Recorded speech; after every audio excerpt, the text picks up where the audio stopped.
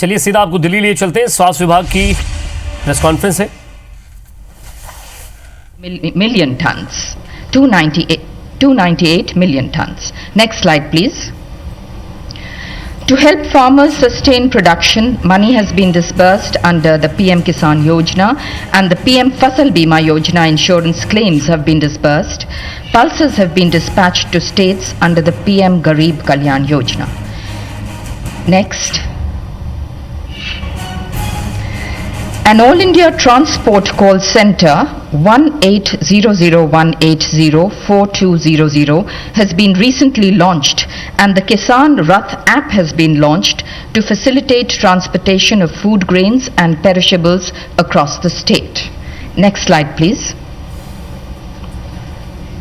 Regarding Ministry of Consumer Affairs, Food and Public Distribution, I would like to inform you that face masks and sanitizers have been brought under the Essential Commodities Act. NGOs have been permitted to buy food grains directly from FCI for relief operations. FCI has moved double the average food grains across the country during the lockdown. Next, please.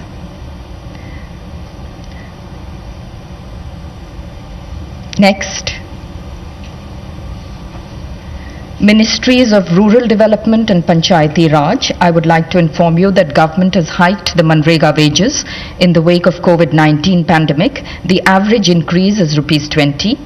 There has been a direct cash transfer to women under the Pradhan Mantri Jan Dhan Yojana account holders under PM Garib Kalyan package.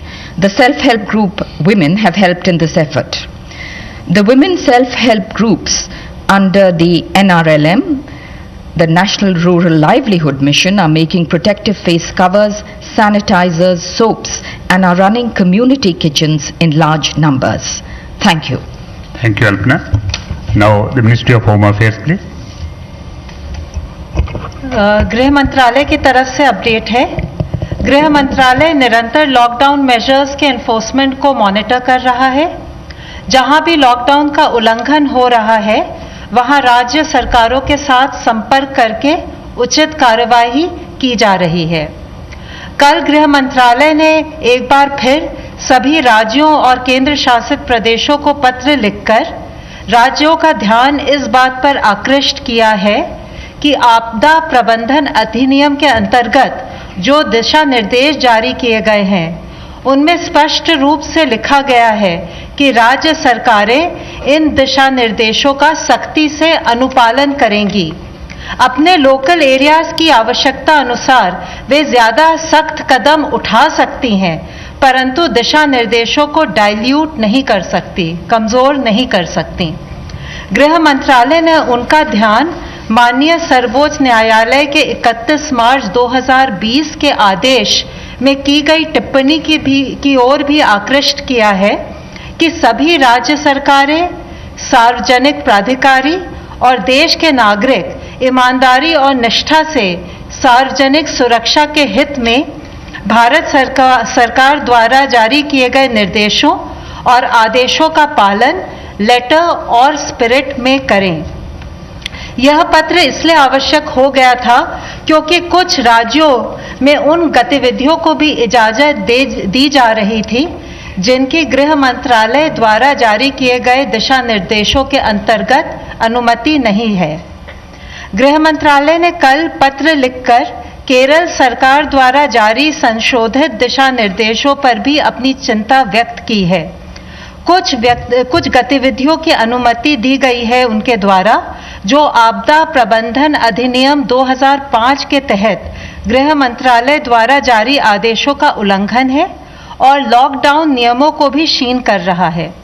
उनसे अनुरोध किया गया है कि राष्ट्रीय lockdown नियमों का अनुपालन सुनिश्चित करें। कुछ जिलों में भी लॉकडाउन नियमों के उल्लंघन के कुछ मामले सामने आए हैं जो स्वास्थ्य के लिए गंभीर खतरा पैदा कर सकते हैं। कुछ जिलों में कोविड-19 के संक्रमण की स्थिति गंभीर है या गंभीर होती जा रही है, जैसे राजस्थान में जयपुर, मध्य प्रदेश में इंदौर, महाराष्ट्र में मुंबई और पुणे, पश्चिम बंगाल में कोलकाता, हावड़ा, 24 परगना नॉर्थ, मेदिनीपुर ईस्ट, दार्जिलिंग, जलपाईगुड़ी और कालिम्पोंग। इन चारों राज्यों के प्रभावित जिलों का ऑन द स्पॉट आंकलन करने के लिए आपदा प्रबंधन अधिनियम 2005 के अंतर्गत गृह मंत्रालय ने 6 इंटर मिनिस्टीरियल सेंट्रल टीमों का गठन किया है। ये टीमें अपने निर्धारित स्थान पर पहुंच चुकी हैं। इन टीमों का भारत सरकार के एडिशनल सेक्रेटरी के स्तर के अधिकारी लीड कर रहे हैं। प्रत्येक टीम में 6 सदस्य हैं, जिनमें एक सीनियर पब्लिक हेल्थ स्पेशलिस्ट तथा नेशनल डिजास्टर मैनेजमेंट अथॉरिटी के एक सीनियर अधिकारी भी शामिल हैं। इस प्रकार गृह मंत्रालय का यह प्रयास है कि उपलब्ध एक्सपर्टीज को जितना मुमकिन हो सके उतना राज्यों के साथ साझा करें, जिससे कि लोक हित में सबकी मदद हो सके। ये टीमें हॉटस्पॉट एरियाज, हेल्थ और मेडिकल इंफ्रास्ट्रक्चर के प्रबंधन और आपदा प्रबंधन के मुद्दों पर राज्य सरकारों का सहयोग करेंगी तथा लॉकडाउन नियमों के अनुपालन के अलावा आवश्यक वस्तुओं की आपूर्ति, सोशल डिस्टेंसिंग के अनुपालन, स्वास्थ्य सुविधाएं, स्वास्थ्य कर्मियों की सुरक्षा, गरीब एवं श्रमिकों के लिए राहत शिविरों की स्थिति आदि पर अपनी रिपोर्ट देंगी। आशा है इन कदमों के साथ हम मिलकर कोविड-19 के खिलाफ अपनी मुहिम में सफल होंगे। धन्यवाद। धन्यवाद। Health ministry representative please. अब तक टोटल 2546 लोग क्योर हो चुके हैं, जो कि हमारी ओवरऑल क्योर परसेंटेज को 14.75% तक लेके जाता है। कल से एडिशनल कंफर्म केसेस देश में 1553 आए हैं, which takes the total number of confirmed cases in the country to 17,265. Last 24 hours में 36 न्यू डेथ्स भी रिपोर्ट हुई हैं। माननीय स्वास्थ्य मंत्री जी ने कोविड-19 मैनेजमेंट की तैयारियों की समीक्षा के तहत कल Rajiv Gandhi super speciality hospital का दौरा भी किया। उन्होंने फ्रंटलाइन वर्कर्स के एफर्ट की तारीफ की, कहा कि आज जो हमारा इंक्रीज रिकवरी रेट आ रहा है वह हमारी क्वालिटी ऑफ केयर को रिफ्लेक्ट करता है। उन्होंने कहा कि लॉकडाउन 2.0 के दौरान लाइफ में डिसिप्लिन लाने से हम लोग रिच डिविडेंड्स पा सकते हैं, जिससे हमें कोविड की लड़ाई जीतने में सफलता मिलेगी। G20 एक इंटरनेशनल फोरम है जिसमें 19 देश और यूरोपियन यूनियन के नेशन मेंबर्स फाइनेंशियल इश्यूज के साथ साथ सोशियो इकोनॉमिक इश्यूज पर भी डिस्कस करते हैं। G20 के मेंबर नेशंस वर्ल्ड का 80% इकोनॉमिक आउटपुट, ग्लोबल पॉपुलेशन 2/3 और 3/4 जो इंटरनेशनल ट्रेड है उसको रिप्रेजेंट करते हैं। उस G20 के स्वास्थ्य मंत्रियों की कल एक वीडियो कॉन्फ्रेंस के द्वारा मीटिंग हुई, जिसमें कोरोना वायरस से निपटने के लिए कोऑपरेशन और कोलैबोरेशन के इशू पर डेलिब्रेट किया गया।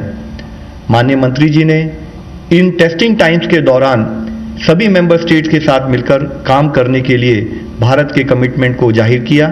उन्होंने कहा कि भारत G20 के देशों के साथ मिलकर वैक्सीन डेवलपमेंट और ड्रग डेवलपमेंट पर काम करना चाहेगा।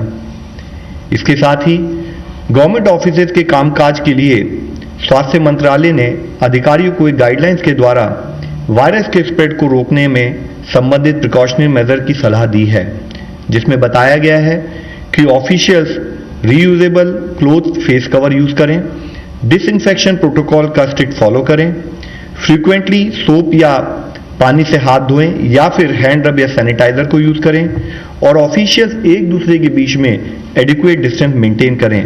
साथ ही किसी भी जगह पर 5 से अधिक लोगों की गैदरिंग को अवॉइड करना है। डबलिंग रेट ऑफ केसेस, जिसका मतलब है कि कितने दिनों में टोटल केस काउंट डबल हो रहा है, उसको हम अलग अलग इंटरवल्स पर कैलकुलेट करते हैं और जिसके तहत हमने पिछले 7 दिनों के डबलिंग रेट के बेसिस पे जब कैलकुलेट किया तो देखा कि इंडिया का डबलिंग रेट लॉकडाउन से पहले जो 3.4 था, अब वह इंप्रूव होकर 7.5 हो चुका है। और इससे संबंधित और भी एक अच्छी न्यूज ये है कि अगर हम 19 अप्रैल तक का डेटा लें तो इस नेशनल एवरेज के तहत 18 स्टेट्स में नेशनल एवरेज से बेटर परफॉर्मेंस और बेटर इंप्रूवमेंट नोटिस किया गया है, जिसमें कि दिल्ली में डबलिंग रेट 8.5 डेज है, कर्नाटका में 9.2 डेज है, Telangana 9.4 days, Andhra Pradesh 10.6 days, Jammu Kashmir 11.5 days, Punjab 13.1 days, Chhattisgarh 13.3 days, Tamil Nadu 14 days और बिहार 16.4 डेज। ये जितने राज्य हैं यहाँ पर 20 से कम करीब डबलिंग रेट नोटिस किया गया। इसके साथ ही कुछ राज्यों में 20 से 30 के दिनों में भी डबलिंग रेट नोटिस किया गया, जो उनकी परफॉर्मेंस को दर्शाता है, जिसमें अंडमान निकोबार 20.1 है, Haryana 21 days, Himachal Pradesh 24.5 days, Chandigarh 25.4 days, Assam 25.8 days, Uttarakhand 26.6 days, Ladakh 26.6 days. इसके साथ ही हमारी कुछ स्टेट इवन उनका 30 दिनों से भी ज्यादा डबलिंग रेट, यानी कि उनकी परफॉर्मेंस, उनका केस मैनेजमेंट में हम इंप्रूवमेंट नोटिस कर रहे हैं, वह है उड़ीसा और केरला। मैं ये एक बहुत अच्छी हार्टनिंग न्यूज के रूप में आप लोगों के सामने प्रस्तुत करना चाहूंगा और राज्य और जिला स्तर पर जो हमारे कोविड के फील्ड वॉरियर्स काम कर रहे हैं इस विषय में, उनको धन्यवाद देना चाहूंगा। It is however we would also like to point out कि हम एक लड़ाई में हैं, हम एक बैटल में हैं और हम आराम नहीं कर सकते। एक भी दिन की हमारी विफलता या एक भी व्यक्ति की विफलता हमारे इस क्यूए रिजल्ट को, परिणामों को नेगेट कर सकती है और इसलिए जरूरी है कि हम सारी गाइडलाइंस का यूनिफॉर्म इंप्लीमेंटेशन करें। हमें कुछ और राज्यों से अच्छी खबरें भी आ रही हैं, जैसे गोवा के सभी पेशेंट्स को रिकवरी के बाद हॉस्पिटल से डिस्चार्ज कर दिया गया है। अब गोवा में कोई भी एक्टिव केस नहीं है। इसी तरीके से जैसे कि कल आप लोगों की दृष्टि में लाया था, माही और कोडगू, इन दोनों जिलों में जहां पर कि पिछले 28 दिनों से कोई केस नहीं आया था, उसमें एक और जिला जुड़ गया है, वह है पौड़ी गढ़वाल उत्तराखंड से। साथ ही टोटल 59 डिस्ट्रिक्ट्स हैं 23 स्टेट और यूनियन टेरिटरीज से, जहां पर पिछले 14 दिनों से कोई केस नहीं आया है, जिसमें 6 नए जिले जुड़े हैं। वह है डूंगरपुर और पाली राजस्थान से, जामनगर मोरबी गुजरात से, नॉर्थ गोवा गोवा से, गोमती त्रिपुरा से। और इससे संबंधित हम आप लोगों से रिक्वेस्ट करना चाहेंगे कि फिर भी हमें हर तरीके से सतर्क रहने की आवश्यकता है। दूसरे देशों की तुलना में अगर भारत आज इस सिचुएशन को मैनेज करने में प्रयत्न कर रहा है, उसमें जो भी रिलेटिव सक्सेस मिली है, उसका सबसे मुख्य कारण है कि इस लड़ाई में गवर्नमेंट के साथ साथ हर सिटीजन मिलकर लड़ाई लड़ रहा है। कम्युनिटी इन्वॉल्वमेंट, कोऑपरेशन और कम्युनिटी लीडरशिप हमारे मैनेजमेंट का एक मुख्य कारण रहा है। माननीय प्रधानमंत्री जी की अपील के तहत देश का हर नागरिक इस लड़ाई में जुड़कर लड़ रहा है, फिर चाहे वह लॉकडाउन का इंप्लीमेंटेशन हो या सोशल डिस्टेंसिंग से रिलेटेड बिहेवियर चेंज हो, कंटेनमेंट जोन में लॉकडाउन का स्ट्रिक्ट इंप्लीमेंटेशन हो, कॉन्टैक्ट ट्रेसिंग और सर्वेलेंस से हम हेल्थ वर्कर्स का सहयोग करते रहें और हर तरीके से फील्ड स्थाई पर पेशेंट मैनेजमेंट पर फोकस कर हम मॉर्टैलिटी को अवॉइड करें, यह हमारा प्रयत्न होना चाहिए। आज जब हम कुछ प्रांतों में रिलैक्सेशन प्रोवाइड कर रहे हैं, तो जरूरी है कि हम सोशल डिस्टेंसिंग के नॉर्म्स का पूर्णतः पालन करें, ताकि जो कोविड के केसेस कुछ जिलों में, कुछ राज्यों में कम हो रहे हैं, वे और भी कम हो। और जो जिले ग्रीन जोन में चले गए हैं, वहां पर हम सबकी रिस्पॉन्सिबिलिटी है कि वह 0 केस की स्थिति में ही बने रहें। हम सभी को पता है कि इस बीमारी की कोई अभी तक वैक्सीन नहीं है। इसकी अब केवल एक ही वैक्सीन है जो हमें सबसे ज्यादा इफेक्टिव सपोर्ट करती है, वह है सोशल वैक्सीन यानी सोशल डिस्टेंसिंग। इसीलिए फिर आप लोगों से विनती है, आपके द्वारा सबसे विनती है कि काइंडली हमें सपोर्ट करें कि सोशल डिस्टेंसिंग और प्रिवेंटिव गाइडलाइंस का पालन देश का हर व्यक्ति एक जिम्मेदारी के रूप में करता रहे और बिहेवियरल चेंज के रूप में अपनी जिंदगी में अपनाएं, ताकि हम इस लड़ाई से जीत सकें। धन्यवाद। Now, online question for ICMR. The rapid antibody tests have come under scanner world over for quality issues. Did ICMR conduct batch-wise quality tests before dispatching them to states, as certain states have raised concern about their quality? ये जो rapid test हैं, जैसा मैंने बोला, सारे दुनिया में कहीं भी उसको इंडिविजुअल के डायग्नोसिस के लिए इस्तेमाल नहीं करते, क्योंकि अभी भी एक चीज़ कायम है कि इस विषाणु के खिलाफ एंटीबॉडी जो डेवलप होती है, वो एंटीबॉडी कितनी पावरफुल होगी, वो इम्यून रिस्पांस का द्योतक होगी क्या, इसका कहीं पता नहीं है।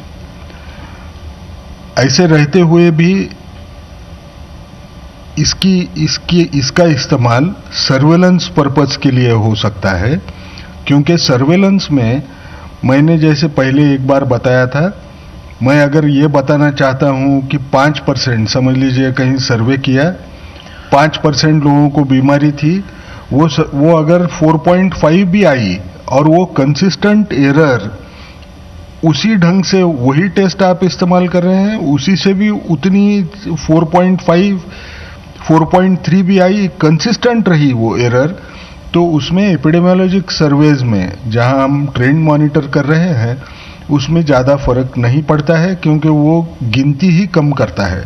आपको अगर उदाहरण देना है तो सादे ढंग से देता हूं, जैसे अगर वो इलेक्ट्रॉनिक वेइंग मशीन होता है और उसका कंपैरिजन हम जो बाथरूम स्केल इस्तेमाल करते हैं वजन के लिए, वो दोनों में अगर हमने देखा इलेक्ट्रॉनिक वेइंग मशीन जो होगा उस पे एक्यूरेट आएगा, लेकिन जो बाथरूम वेइंग मशीन है उसमें एरर रहेगी। लेकिन अगर वजन देखना है तो हमको 100 ग्राम से फर्क आया क्या, इससे हमको कोई फर्क नहीं पड़ता। जब हम वजन 60-70 किलो का देख रहे हैं, वो थोड़ा कम ज्यादा इधर उधर हुआ तो भी चल जाता है। इसकी ये तो पहली बार टेस्ट आई है हमारे यहाँ, तो एक ही बैच जो आई है तो वो सवाल तो उठेगा नहीं। ये सारी टेस्ट जो एंटीबॉडी टेस्ट आई हैं उनकी ये CE-IVD अप्रूव्ड हैं, इनको टेस्ट किया गया था कि ये उसकी जो सेंसिटिविटी स्पेसिफिसिटी क्लेम्ड है वो उसके कॉन्फिडेंस के रेंज में है क्या करके, उसमें वो ठीक पाई गई।